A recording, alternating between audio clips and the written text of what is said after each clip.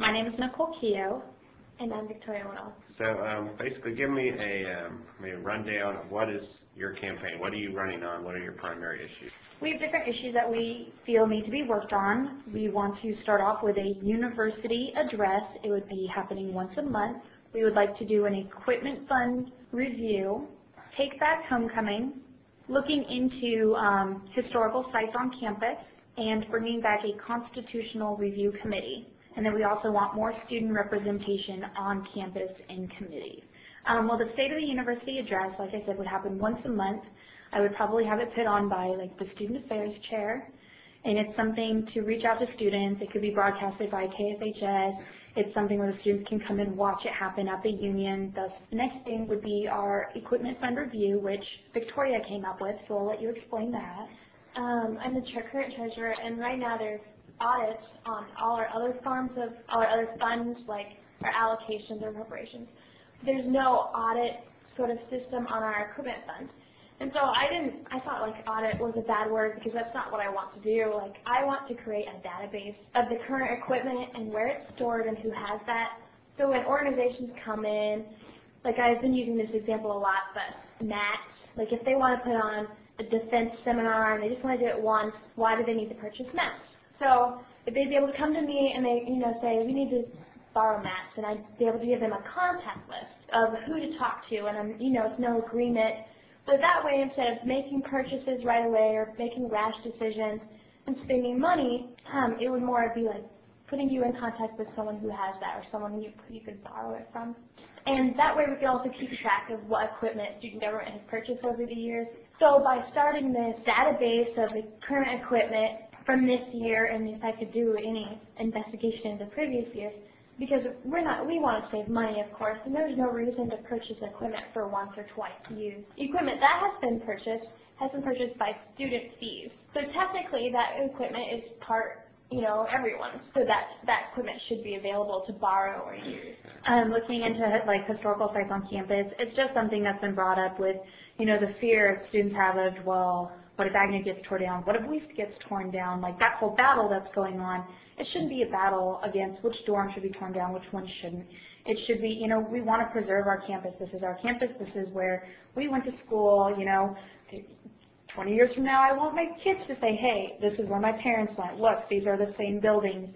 They might be updated a little bit, but these are the same buildings. But looking into like historical research, making sure we can preserve our campus, Pick and Hall has been, it used to be before Sheridan was built, a big symbol of our campus, and essentially it still is a nice symbol of our campus. So we want to make sure that those buildings are being taken care of, and it's just another route to make sure those buildings are being preserved. So it's a very long process. You have to make sure your city is certified to have state historical buildings, and you have to do all these different application processes, but it's research that we want to do to see if we're eligible, to see what we have to do, and how it's going to benefit us. And we think it'll save money in the long run. Everyone's talking about deferred maintenance, and like Nichole and I went down and we chatted with senators, and they were talking about what campuses can do themselves. And so when a lot of students came to us talking about, well, we want to save our buildings, we thought that by getting these buildings historical sites, they can't be torn down and they have to be renovated. So we're trying to be kept up. They have to be kept up. So this will save money. And also, it's not giving the burden to the deferred maintenance or to the students. So we're just looking for alternatives. Okay, is there any other issues? So I think we had mentioned Take Back Homecoming and the constitutional review. Take Back Homecoming is just making sure that our student fee money is paid for homecoming events. And a lot of them don't seem to be benefiting students, or a lot of students feel like, homecoming week is just Oktoberfest on the weekend. And it should be a week to celebrate us being Fort Hays students and being proud of a university.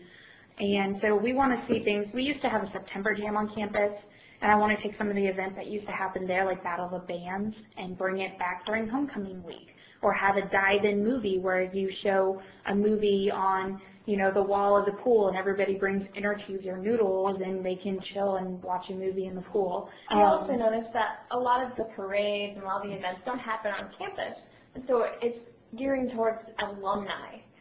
The only thing is, though, this is about our homecoming, so I don't know if this is even possible. We would like the parade route to come down Park Street, Or even having separate parades, like have one during the week where all students are able to see it going on in the quad and on campus, and then still continuing, because I do like having the parade on Main Street, getting the community involved. I think that's a very good thing as well. And then the Constitutional Review Committee is something with so many changes going on right now, especially with online voting. You come across many different issues, such as, well, now a computer is your voting booth, and in the Constitution it says you can't be within 15 feet of a voting booth. So where does that put candidates? If they're 15 feet within a computer, or if they're sitting in a class and somebody opens a computer next to them, do they have to leave that class constitutionally? You know, how is it working now with online voting? So by creating, we used to have an actual committee that was based on looking at the Constitution, and we want to bring that back to make sure issues are addressed, to make sure everything in the Constitution makes sense. We want to increase student involvement, and we think that students aren't engaged, you know, the students aren't being asked. And so there are several university committees that the president gets to appoint. Well, in Drew's administration, in the administration before, it's always been executive staff. So, and part of that is because it's not advertised well. But for example, Nichole probably sits on 4 or 5 committees, and I sit on 4 or 5 committees.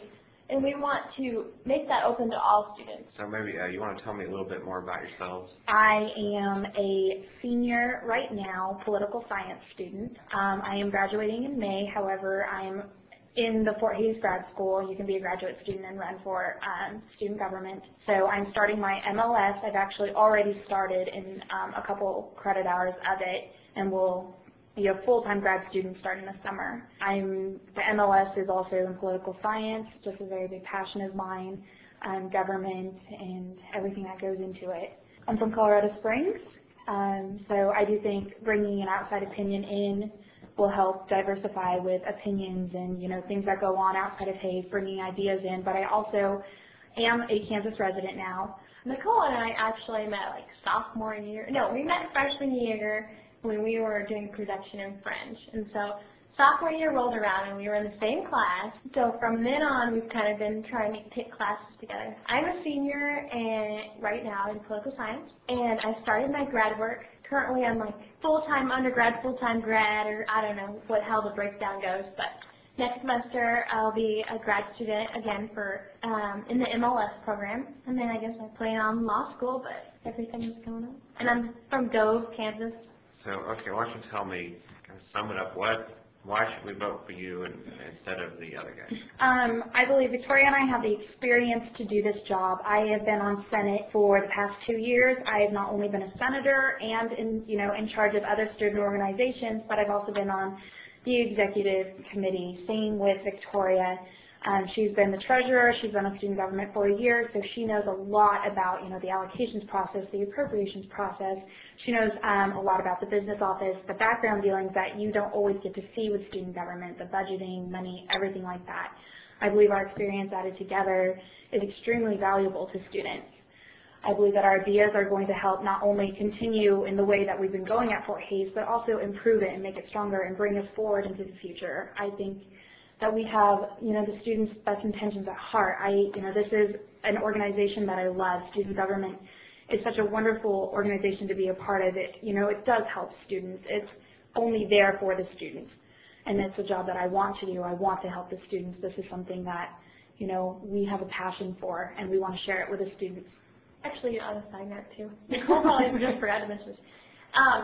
Before I got involved personally, I was part of my own United Nations, and I had to deal with that allocations process. And my group last year got 0 funding.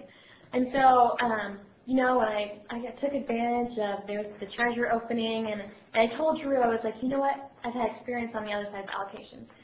I know how tricky the forms are, and I know the process from the other end. But I also think that I would be able to give insight on how it is to feel to be on the other side of the interview table.